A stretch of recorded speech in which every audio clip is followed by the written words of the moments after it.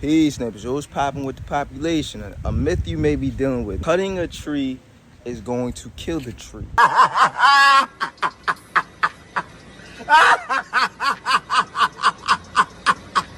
No, it is not going to kill the tree. You can't just kill a tree by cutting the canopy of the tree. But I'll tell you what that does do in a second. Just stay with me. Trees, plants in general are very, very resilient. You ever seen like a heavy windstorm come by, or even a cold front come by and it shocks the tree? A few days later, maybe a few weeks or months, that tree bounces back.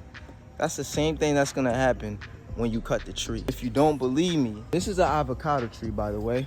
And as you guys can see here, I cut the canopy of this tree and it only forced it to push out new growth. It got all these different type of low branches which will eventually give me fruit. Now, the main reason why I cut this tree because it was sitting at 12 feet and it just was stuck there because it's sitting under this big avocado tree. Now, it is super limited into how big it could grow or how much it could grow because it's not getting that much sun. Made a mistake making this tree super tall by cutting the lower branches, which forced it to shoot up in height.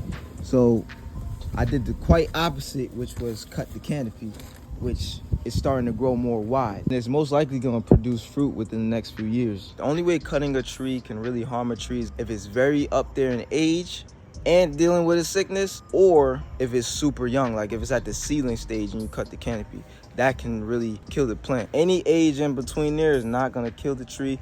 It's only gonna force it to do what? Grow more resiliently, push out more growth, be more diligent. So neighbors, if you're not looking to climb up in a tree all your life, you want to look at things like cutting the canopy of the tree so that you can keep it at a manageable height to where you can always reach. You will only have to cut the canopy once a year.